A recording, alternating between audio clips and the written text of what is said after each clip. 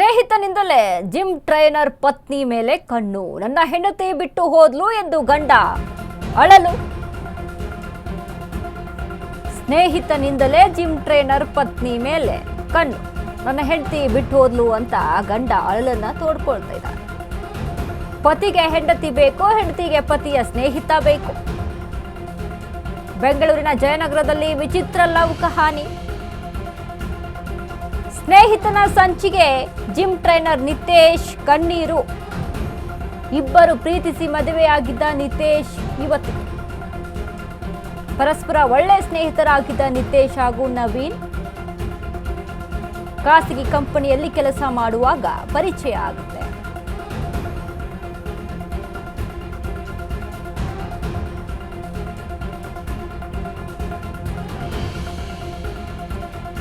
ಏನೇನೆಲ್ಲ ನಡಿಬೇಕು, ಏನೇನೆಲ್ಲ ನಡಿಬಾರ್ದು ಎಲ್ಲವೂ ಸಹಿತ ಆಗ್ತಾ ಇದೆ ಈ ಕಲಿಯುಗದಲ್ಲಿ. ವಿಚಿತ್ರ ಲವ್ ಸ್ಟೋರಿ, ವಿಚಿತ್ರ ಕಹಾನಿ ಅಂತ ಅಲ್ಲ, ನಡೀತಾನೇ ಇದೆ ಈ ಥರದ್ದು. ತುಂಬ ಇನ್ನೂ ವಿಚಿತ್ರವಾಗಿ ನೋಡಿದ್ದೀವಿ ಸ್ಟೋರಿಗಳನ್ನು. ಬಟ್ ನೋಡಿ, ಇವರಿಬ್ಬರು ಪ್ರೀತಿಸೇ ಮದುವೆ ಆಗಿದ್ದಂತೆ, ನಿತೇಶ್ ಮತ್ತು ಆ ಯುವತಿ.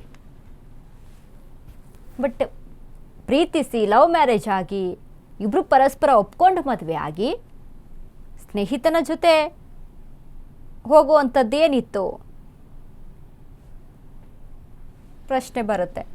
ಬಟ್ ತುಂಬ ವಿಚಿತ್ರ ಕೇಸ್ಗಳನ್ನ ನೋಡ್ತಾ ಇರುವಂಥದ್ದು. ನವೀನ್ ಮನೆಯಲ್ಲಿ ಬಾಡಿಗೆಗೆ ವಾಸವಿದ್ದ ನಿತೇಶ್ ದಂಪತಿ. ಈ ವೇಳೆ ನಿತೇಶ್ ಪತ್ನಿಯಿಂದ ಕದ್ದು ಮುಚ್ಚಿ ನವೀನ್ಗೆ ಕರೆ ಹೋಗ್ತಾ ಇತ್ತು. ಹುಡುಗಿ ಹೆಸರಲ್ಲಿ ನವೀನ್ ನಂಬರ್ ಸೇವ್ ಮಾಡಿದ್ದ ಕಿಲಾಡಿ ಹೆಂಡತಿ. ವಿಷಯ ಗೊತ್ತಾಗಿ ಹೆಂಡತಿಗೆ ಬುದ್ಧಿ ಮಾತು ಹೇಳಿದ್ದ ನಿತೇಶ್. ಬಳಿಕ ನವೀನ್ ಮನೆ ಬಿಟ್ಟು ಬೇರೆ ಕಡೆ ಶಿಫ್ಟ್ ಆಗಿದ್ದ ದಂಪತಿ. ಆದ್ರೂ ನವೀನ್ ಜೊತೆ ಸಂಪರ್ಕದಲ್ಲಿದ್ದ ನಿತೇಶ್ ಹೆಂಡತಿ. ಖಾಸಗಿ ಕಂಪನಿಯಲ್ಲಿ ಕೆಲಸ ಮಾಡ್ತಿದ್ದ ನಿತೇಶ್ ಹೆಂಡತಿ. ಹೊಟ್ಟೆ ನೋವು ಎಂದು ಅರ್ಧ ದಿನ ರಜೆ ಪಡೆದು ಎಸ್ಕೇಪ್. ಮೋಸ ಆಗಿದೆ ಎಂದು ಕಾಕಿ ಮೊರೆ ಹೋದ ಜಿಮ್ ಟ್ರೈನರ್. ಜಯನಗರ ಪೊಲೀಸರಿಂದ ಯುವತಿ ಹಾಗೂ ನವೀನ್ ಪತ್ತೆಗಾಗಿ ಕಾರ್ಯಶೋಧವನ್ನು ನಡೆಸಿದ್ದಾರೆ. ನಾನು ಗಂಡನ ಜೊತೆ ಹೋಗಲ್ಲ ಎಂದು ಯುವತಿ ರಂಪಾಟ.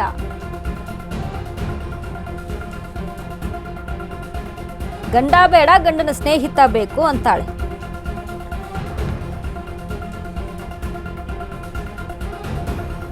ಪಾಪ ಗಂಡ ಇನ್ನೇನು ಮಾಡ್ತಾನೆ, ಪೊಲೀಸರ ಮೊರೆ ಹೋಗಿದ್ದಾನೆ. ಹಿಂಗೆ ಮಾಡಿಬಿಟ್ಟಿದ್ದಾಳೆ ನನ್ನ ಹೆಂಡತಿ ಅಂತ. ಆದರೆ ಇವಳು ಹೇಳೋದು ನನಗೆ ಗಂಡ ಬೇಡ, ಗಂಡನ ಸ್ನೇಹಿತ ನವೀನ್ ಬೇಕು ಅಂತ. ಒಬ್ಬೊಬ್ಬರು ಪ್ರೀತಿಸಿ ಪರಸ್ಪರ ಮದುವೆ ಆಗಿ ಮನ್ಸಾರೆ ಒಪ್ಕೊಂಡು, ಇಲ್ಲ ಯಾರ್ದೋ ಮಾತು ಕೇಳಿ ಅರೇಂಜ್ ಮ್ಯಾರೇಜ್ ಆಗಿದೆ, ಫ್ಯಾಮ್ಲಿಯಿಂದ ಅರೇಂಜ್ ಮ್ಯಾರೇಜ್ ಮಾಡಿದ್ರು, ಮೊದಲೇ ಲವ್ ಇತ್ತು ಅಂದರೆ ಅದೊಂದು ಮಾತು. ಬಟ್ ಏನೂ ಇಲ್ಲ, ಇಬ್ಬರು ಪ್ರೀತಿಸಿ ಒಪ್ಕೊಂಡೇ ಮದುವೆ ಆಗಿರುವಂಥವ್ರು. ಆದರೂ ಯಾಕೆ ಈ ರೀತಿಯಾದಂಥ ಡಿಸಿಷನ್ಗಳು? ಹುಚ್ಚಾಟ ಅನ್ಬೇಕಾ, ಏನು ಅನ್ನಬೇಕು? ಇದನ್ನು ಬುದ್ಧಿ ಎಲ್ಲಿಟ್ಟಿರ್ತಾರೋ. ಬಟ್ ತುಂಬ ನಡೀತಾ ಇದೆ ಈ ಥರದ ಕೇಸ್ಗಳು, ತುಂಬ ನಡೀತಾ ಇದೆ. ಇತ್ತೀಚಿನ ದಿನಗಳಲ್ಲಂತೂ ಹೆಂಡತಿ ಬೇರೆಯವರಿಗೋಸ್ಕರ ಗಂಡ ಹೆಂಡತಿನ ಕೊಲ್ಲೋದು, ಇನ್ನೊಬ್ಬರಿಗೋಸ್ಕರ ಹೆಂಡತಿ ಗಂಡನ್ನ ಕೊಲ್ಲೋದು, ಈ ರೀತಿಯಾಗಿ ಮೋಸಗಳು, ವಂಚನೆಗಳು ತುಂಬ ನಡೀತಾ ಇದೆ. ತುಂಬ ಎಚ್ಚರಿಕೆಯಿಂದ ಇರಬೇಕಾಗುತ್ತೆ.